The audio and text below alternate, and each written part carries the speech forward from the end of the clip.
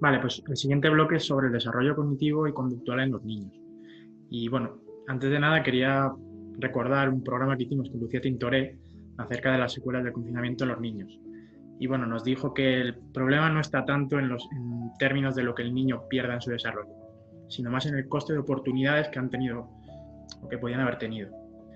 Yo opino que, bueno, que esas oportunidades van muy relacionadas con el desarrollo de sus habilidades sociales y el desarrollo de la creatividad, y etcétera, temas que hemos hablado ya.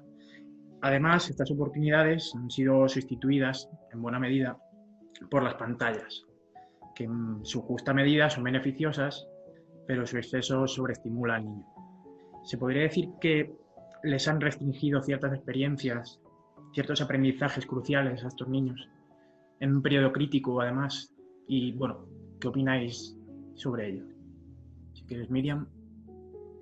Bueno, yo creo que aquí, o sea, como venimos comentando, al final los niños que son como esponjas tenderán a adaptarse y a em, pues generar o recomponer, no se me ocurre otra palabra mejor, los aprendizajes que no han tenido en este tiempo, porque en realidad ha sido un corto espacio de tiempo en que hemos estado confinados. No sabemos cómo va a marchar las cosas, qué es lo que va a pasar después, pero sí que es verdad, Javier, como decías, que hay periodos críticos, ¿no? Sobre todo a ciertas edades que son ventanas del desarrollo en el que conviene que ciertas capacidades sean estimuladas precisamente en esas etapas.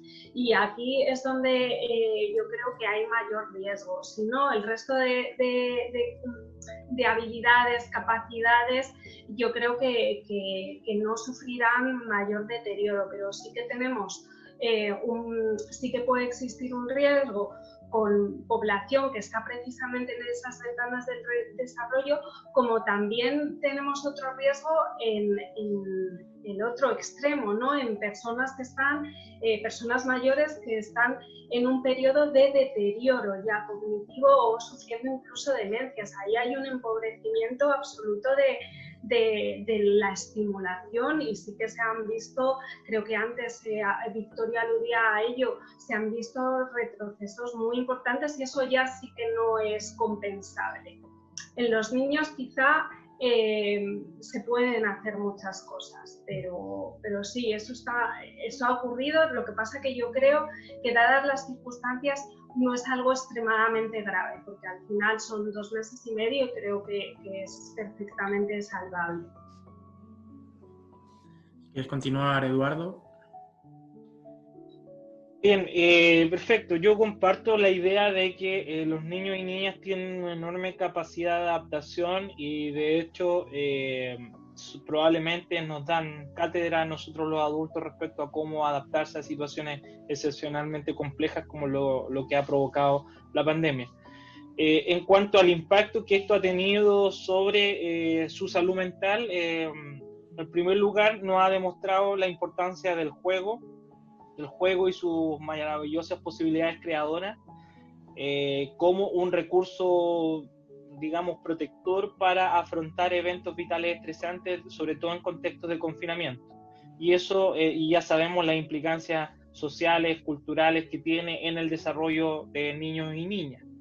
Desde el punto de vista de la salud mental, ya hay reportes de que efectivamente, por ejemplo, ha habido un aumento de la prevalencia de ansiedad en niños, ¿cierto? Ya se ha visto también que aquellos niños que enfrentaron el confinamiento con sus padres muestran una menor sintomatología depresiva y ansiosa que aquellos que han sido separados de sus progenitores, ya sea por enfermedad, por tema laboral o por otro factor.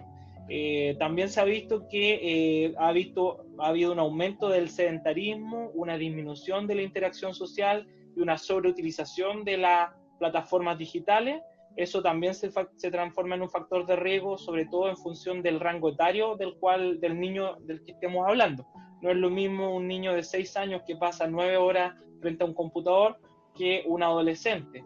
En todos los casos, ya desde la neurociencia hay bastante evidencia científica que muestra la importancia que tendrían los padres respecto a cómo utilizan y regulan estos dispositivos, porque obviamente es importante que los niños y niñas en este contexto, sobre todo, desarrollen actividades más bien lúdicas, de interacción, de recreación, de estimulación física, más que estar dependiendo gran parte del día de estos dispositivos.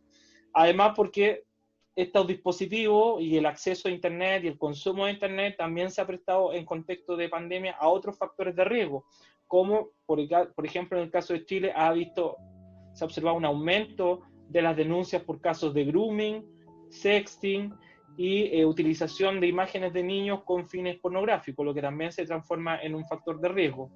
Otro elemento importante que podríamos señalar también, que en el caso de los niños y niñas, más allá de su capacidad de adaptación, de la resiliencia y de la cocrianza que muestran sus progenitores para hacer frente a los desafíos que instala la pandemia, sí se ha observado, sobre todo experiencias que yo he podido leer de Reino Unido, de Estados Unidos y de China, se ha visto que en este caso los niños mostrarían mayores niveles de frustración por la dificultad para ejecutar sus planes habituales o de interacción con sus pares, ¿cierto? Ha habido un precario o una dificultad para manejar el tiempo de ocio y de recreación. Es decir, yo creo que aquí hay que volver un poco a lo tradicional, probablemente a los que somos más mayores, de cómo antes con pocas cosas se podían realizar múltiples actividades didácticas o lúdicas. No es necesario depender tanto de la tecnología, sino que hay que volver a lo esencial. Y ahí destaco las palabras de Tonucci, un experto en el ámbito de la educación, que habla cómo podemos transformar nuestro hogar en un laboratorio para aprender, para descubrir, para estimular la creatividad, la autonomía.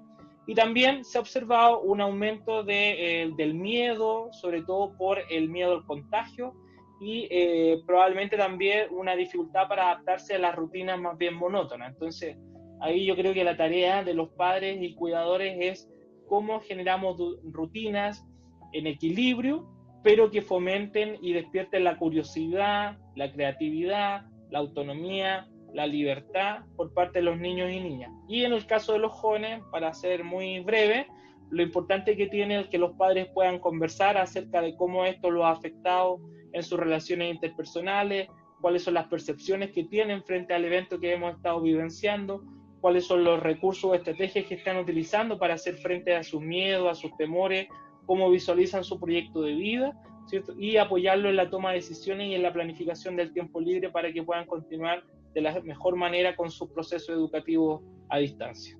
No sé si José Luis quieres añadir algo. Bueno, sí, algunas cosas.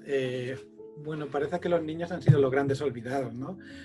Como por ejemplo podemos ver aquí en España lo que han tardado en abrir los parques infantiles. Creo que están cerrados todavía. Y bueno, también los abuelos son los cuidadores tradicionales de los niños, así que los abuelos pierden esa estimulación que tenían, esos afectos. Y básicamente esto, ¿no? Y también, comentando un poco lo de Victoria, tengo amigos que trabajan en tiendas y han vendido un montón de juegos de mesa, sobre todo infantiles, así que también hay una contracultura, ¿no? En contra de tanta pantalla, ¿no? Creo que también eso es interesante. Y seguramente después de la pandemia seguirá más esta contracultura, si podemos llamarlo así. Y luego, pues, poco más. También la importancia, que eso se dice muchas veces, pero creo que no está de más repetirlo, de no dejar a los niños en la sombra, ¿no? Sino que explicarles por medio del lenguaje que se les pueda explicar a esa edad, de la manera que se pueda, lo más cordial posible, lo que está pasando y responder a alguna de sus preguntas. Nada más que añadir. Y creo que quedas tú, Victoria, y luego si hay alguna réplica. Quiero comentar si algo. Bien por la venta de juegos de mesa. Bien, me alegro que eso se esté dando en distintos lugares. Segundo, dos cosas. Uno, comentarles que acá ya comenzaron las clases presenciales. No me acuerdo ahora si fue en julio. Se fue haciendo en etapas, no fue todo el mundo, no fue todo junto. Ahora creo que ya está normal, digamos. Y justamente, obviamente no se hizo antes por precauciones, porque todo se fue haciendo en etapas, pero había como un gran apuro, o una visión desde el gobierno del apuro de que los niños vuelvan a la escuela no por un riesgo cognitivo, como decían todos los compañeros, ¿no? Sino por un riesgo social y emocional, por dos partes. Una, por la pérdida del vínculo con sus compañeros, con sus amiguitos, con la maestra, que es una figura fundamental a esa edad también. Muchas veces es una segunda madre para muchos niños. Y por otra parte, por la preocupación de lo que decía Eduardo, creo en otro momento, del incremento de la violencia que se ha dado cuando tenemos el agresor todo el día en casa, ¿no? Entonces,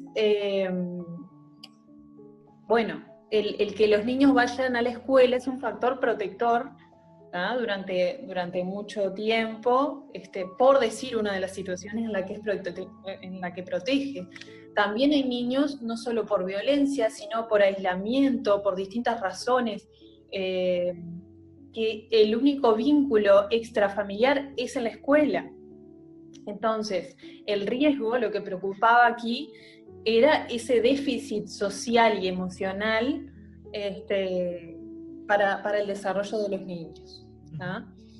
Esas eran las dos cosas que creo que sí, que allí se ha complicado un poco, y se ha dado mucho a la discusión, porque se dice que los niños no son un grupo de peor riesgo en cuanto al COVID, entonces ahí están los que dicen, bueno, debería comenzar la escuela, ¿no? Porque tampoco hay tanto riesgo, y otros que dicen, bueno, no, estamos hablando de la salud de los niños, hay que cuidarlos, etcétera. Pero digo, creo que es importante también valorar esos otros riesgos, además de lo físico, digamos. Bueno, pues... Por lo menos acá la tasa de contagios de niños ha sido muy, muy bajita.